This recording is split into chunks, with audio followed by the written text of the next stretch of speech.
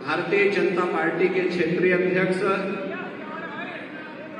श्री सत्येंद्र सिसोदिया जी, जिलाध्यक्ष भारतीय जनता पार्टी श्री सुधीर सेने जी,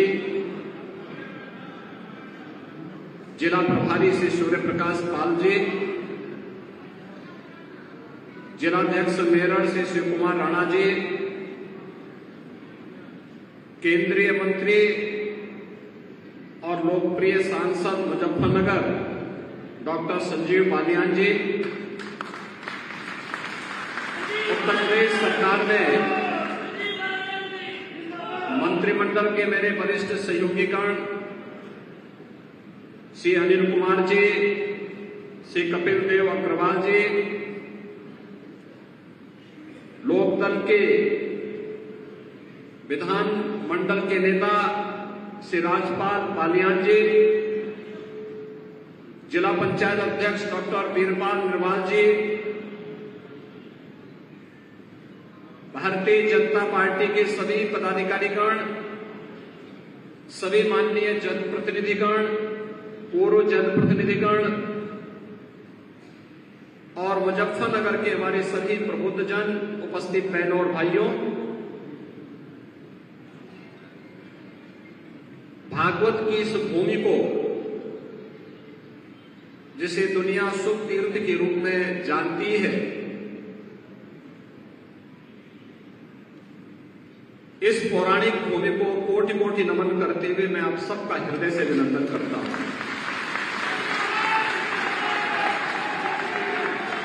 बहनों और भाइयों, ये मेरा सौभाग्य है कि यहां के माननीय जनप्रतिनिधियों की जो यहां की जनता की दशकों से जो मांग थी कि सुख तीर्थ को उसका पुराना वैभव वापस मिलना चाहिए, और वह आज हमारी सरकार ने जो यहां की जनभावना थी उसके अनुरूप सुख तीर्थ को सुख तीर्थ विकास परिषद गठित करने के साथ आगे बढ़ाने का निर्णय लिया है।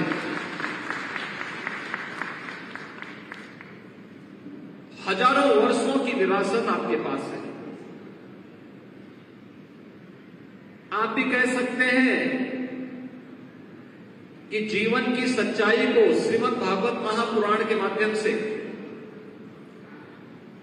आज भी देश और दुनिया के अंदर जहां कहीं भी सनातन धर्मावलंबी होगा वह इस महापुराण का श्रवण करता है।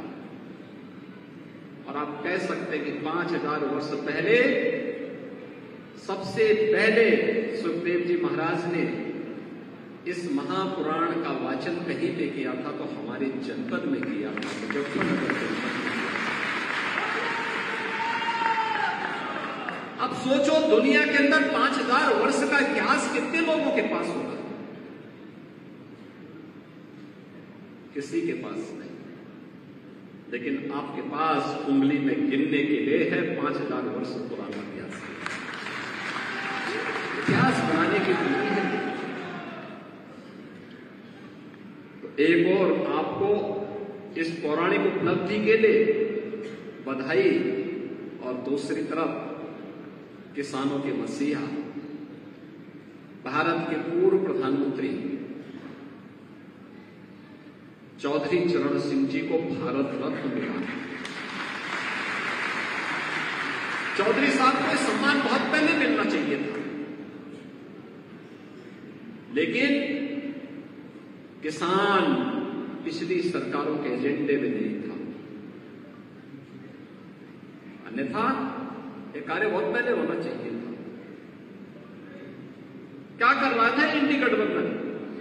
लोग तो वही थे 2004 से 2014 तक 10 वर्ष के अपने कार्यकाल में भी चौधरी साहब को यह सम्मान दे सकते थे, लेकिन यह सम्मान प्रधानमंत्री मोदी जी ने दिया, इसलिए मोदी जी के प्रति आभार व्यक्त करते हैं।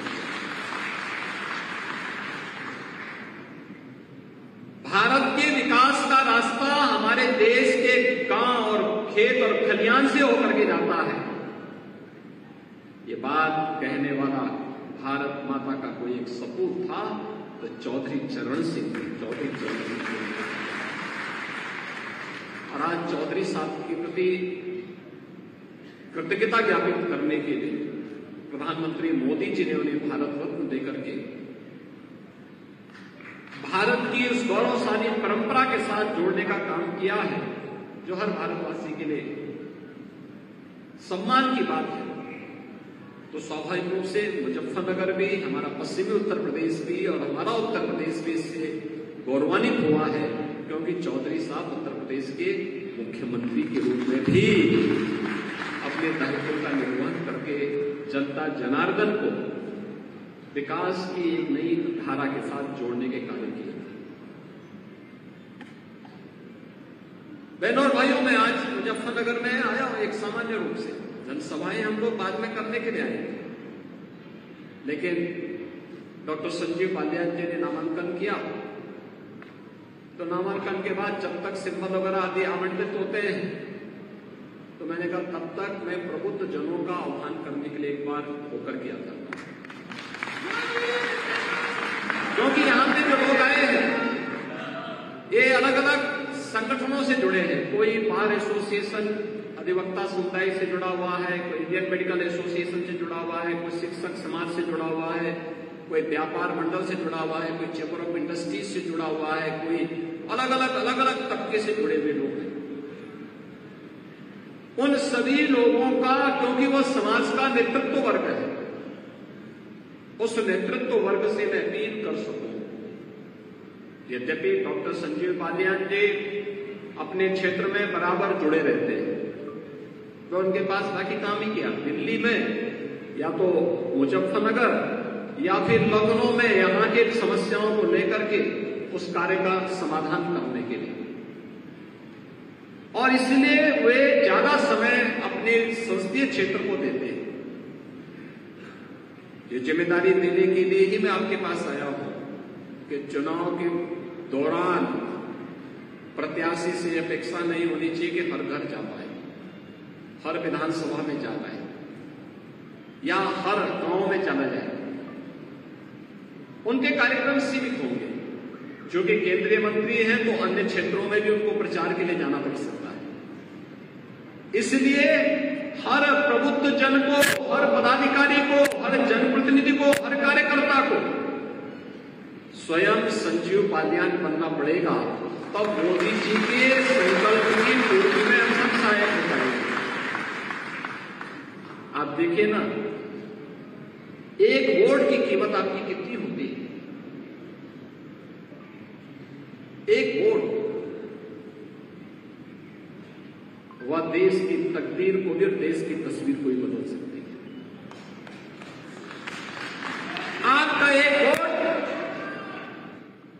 जब गलत हाथों में जाता था तो मुजफ्फरनगर में महीनों कर्फ्यू लगता था। आपका एक वोट सही हाथों में गया तो मुजफ्फरनगर अब कर्फ्यू नहीं, कावड़ यात्रा के लिए जाना चाहता है।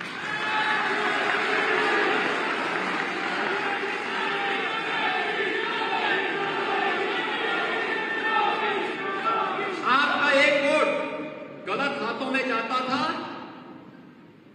तो न केवल मुजफ्फरनगर बल्कि हमारा पश्चिमी उत्तर प्रदेश अराजकता की भट्टी में झोंक करके यहां की सुरक्षा को खतरे में डालती थी। कितना खतरनाक माहौल था, लोग चलने से डरते थे, आने से डरते थे। आपका एक वोट सही हाथों में गया, सही पार्टी के साथ गया तो अराजकता समाप्त हुई और आस्था को सम्मान मिला। आपने देखा होगा, मैं पिछले 15 दिनों से होली के कार्यक्रमों को प्रदेश भर में देख रहा था। होली का एक गाना चल रहा था और मैं वर्षों से सुनता रहा उस गाने को, होली खेले रघुबीरा अवध में होली खेले। लेकिन हमें दुख होता था हर वर्ष कि होली खेलने के लिए भगवान राम का आह्वान तो हो रहा है, लेकिन अयोध्या में अपनी जन्मभूमि पर राम है ही नहीं। 500 वर्षों के बाद आपके एक वोट ने आपकी आस्था को सम्मान दिला दिया। अयोध्या में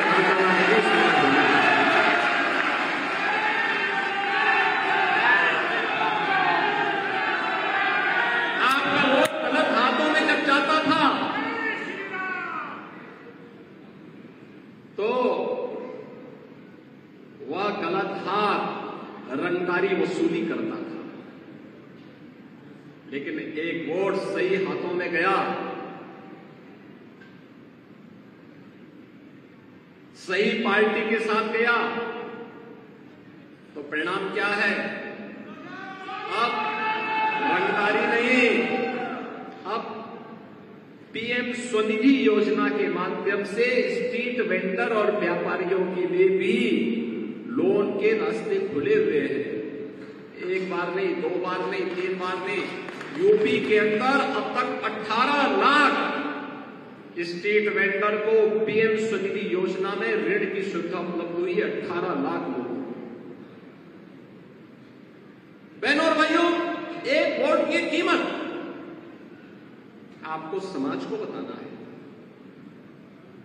इसलिए बताना है। जो चर्चा है एक तरफ, जिसके बारे में भी डॉक्टर संजीव बालियान ने भी चर्चा की है, एक तरफ फैमिली फर्स्ट है और दूसरी तरफ नेशन फर्स्ट है।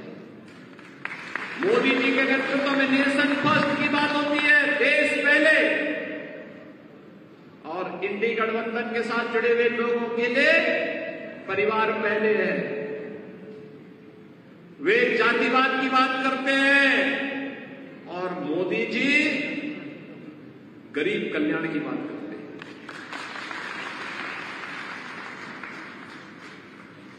वे तुष्टीकरण की बात करते हैं, मोदी जी कहते नहीं, हमें संतुष्टि पे ध्यान देना होगा, सबका साथ सबका विकास। यही अंतर है जो मोदी जी को अन्य नेताओं की तुलना में अलग पहचान दिलाते हैं और भारतीय जनता पार्टी एनडीए गठबंधन को एक अलग पहचान दिलाते हैं। और उसी पहचान को जन जन तक पहुंचाने के लिए आपको जाना है, जिसके लिए हम लोग आए हैं। क्या आपके पास मोदी जी की गारंटी है? मोदी जी की गारंटी, मोदी की गारंटी का मतलब 12 करोड़ किसानों को प्रधानमंत्री किसान सम्मान निधि। मोदी की गारंटी का मतलब 4 करोड़ गरीबों को सिर ढकने के लिए छत, पीएम आवास योजना का लाभ। 12 करोड़ गरीबों को, गरीब परिवारों को, यानी 60 लाख परिवारों को, 60 लाख लोगों को, 60 करोड़ लोगों को, 60 करोड़ लोगों को 5 लाख रुपए की स्वास्थ्य बीमा का कवर, 2.5 करोड़ परिवारों को उनके घर के अंदर उजाला, 10 करोड़ गरीबों को प्रधानमंत्री उज्ज्वला योजना में फ्री में रसोई गैस का कनेक्शन। मोदी की गारंटी का मतलब हर बेटी और हर व्यापारी को सुरक्षा। नहीं तो पश्चिमी उत्तर प्रदेश में 2017 के पहले हम आते थे। मुझे याद है कपिल देव अग्रवाल जी के सभा में ही मैं आया था 16 में, और मैं आया था उस समय चुनाव प्रचार के लिए।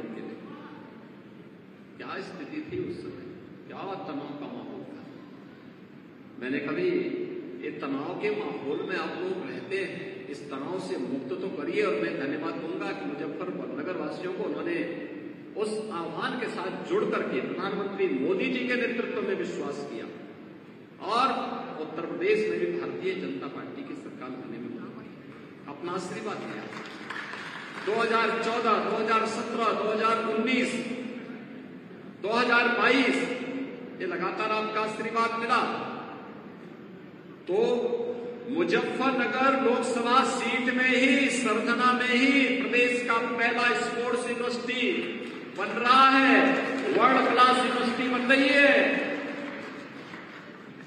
अब किसी बेटी पारुल चौधरी को अपनी प्रैक्टिस के लिए दुनिया के अंदर नहीं, बल्कि इसी लोकसभा सीट में उनको अपनी प्रैक्टिस करने का एक अवसर प्राप्त होगा, एक मंच प्राप्त होगा। और फिर मुजफ्फरनगर की बेटी भी अब जब किसी इंटरनेशनल प्रतिस्पर्धा में, किसी एशियाड में, किसी कॉमनवेल्थ गेम्स में, किसी ओलंपिक में गोल्ड मेडल जीतेगी तो डायरेक्ट तस्तरी में परोस करके डिप्टी एसपी का पद उनके सामने रहेगा। दिया ना, डिप्टी एसपी की सीधी नौकरी हमने दी ना। उस बेटी ने घोषणा कहां की थी? चीन में। उसे पूछा गया कि चीन का खिलाड़ी तो तुमसे आगे चल रहा था, तुम कैसे? उसने कहा जैसे वो आगे चल रही थी तो मैंने कहा डिप्टी एसपी का पद छूट जाएगा, तो मैंने उसके मारी अपनी पूरी ताकत और उसको पछाड़ करके भारत को गोल्ड मेडल जीता।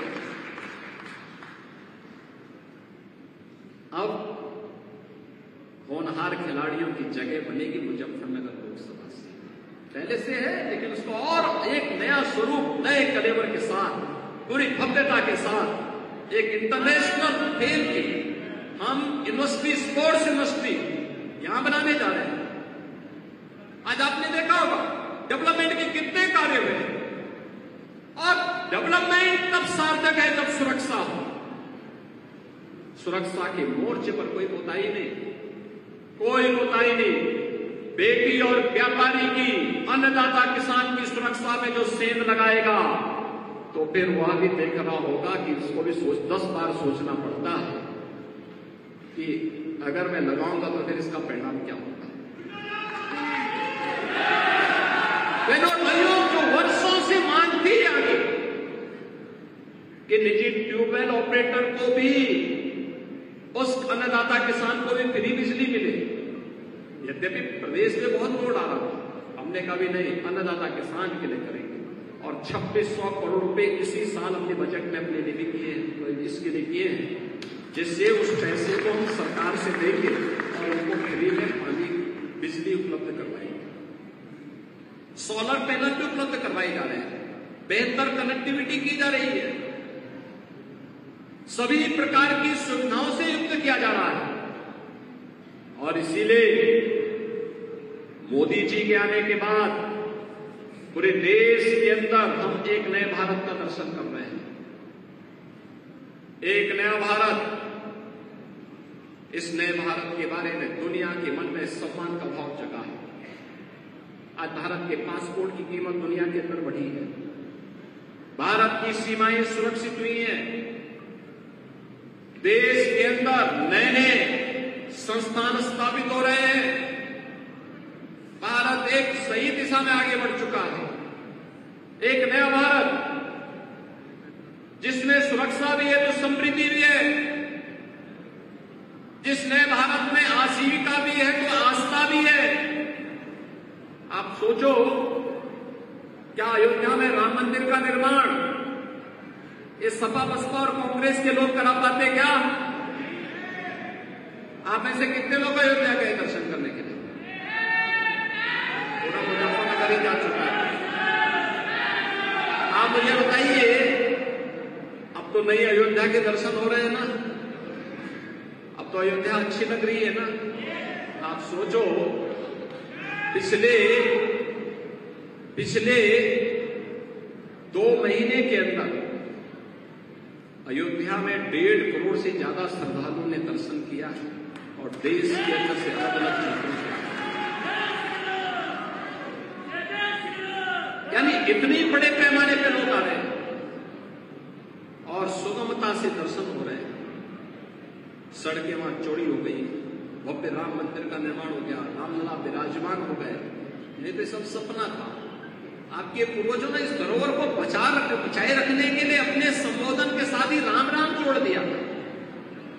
यहां मैं देखता हूं पश्चिम में कोई किसान मिलता है, कोई परिवार आपस में मिलते हैं, संबोधन में क्या बोलते हैं? राम राम बोलते हैं, जिससे हम अपनी इस लड़ाई को अनंत काल तक आगे बढ़ा सकें। और आज रामलला स्वयं अयोध्या में विराजमान हो चुके हैं। क्या ये संभव था?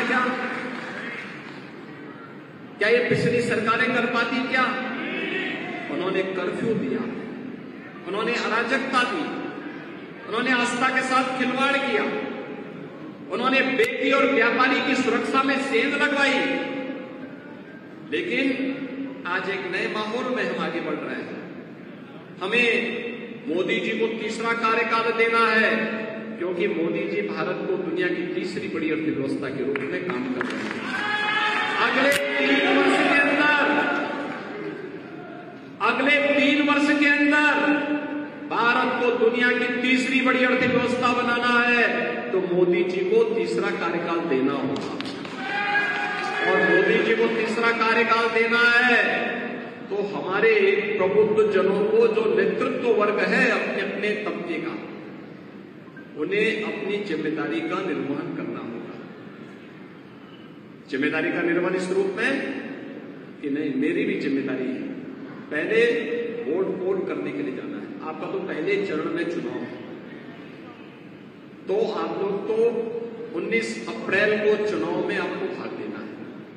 गर्मी हो या बरसात, आंधी हो या तूफान, हमें इसकी परवाह नहीं करना है। अपने लोकतांत्रिक अधिकार का प्रयोग करना है और मोदी जी को फिर से तीसरी बार कार्यकाल देने के लिए, भारत को दुनिया की महाशक्ति बनाने के लिए, भारत को ग्लोबल लीडर के रूप में स्थापित करने के लिए हम भी अपने राष्ट्रीय दायित्वों का निर्वहन करेंगे। और इसके लिए मोदी जी को तीसरा कार्यकाल, और मोदी जी को तीसरा कार्यकाल तब मिलेगा जब डॉक्टर संजीव बालियान जी यहां से भारी मतों से चुनाव विजयी बना करके जाओगे।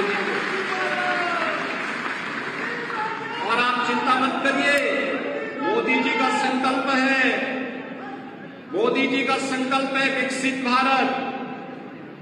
विकसित भारत के लिए उत्तर प्रदेश विकसित होगा, और उत्तर प्रदेश को अगर विकसित करना है तो मुजफ्फरनगर तो विकसित होगा ही होगा। उसकी चिंता नहीं करनी है। विकास और सुरक्षा ये सब हमारी जिम्मेदारी है। आपके जनप्रतिनिधिगण, दो तो मंत्री आपके जिले से हैं वर्तमान में, तो ये मंत्री हैं, हमारे विधायकगण हैं, हमारे अन्य पदाधिकारी हैं, सांसद हैं, अन्य महत्वपूर्ण पदों पर बैठे हुए लोग हैं। सभी लोग मिलकर के विकास की प्रक्रिया को आगे जोड़ेंगे। मैं आप सबसे यही आह्वान करने के लिए आज आपके बीच में आया हूं कि फिर से जो देश के अंदर आवाज आ रही है, कि फिर एक बार मुजफ्फरनगर की आवाज में बोले थोड़ा, फिर एक बार अब की बात। सभी लोग सहमत हैं ना? तो मेरे साथ बोलेंगे, भारत माता की, भारत माता की, भारत माता की, वंदे वंदे।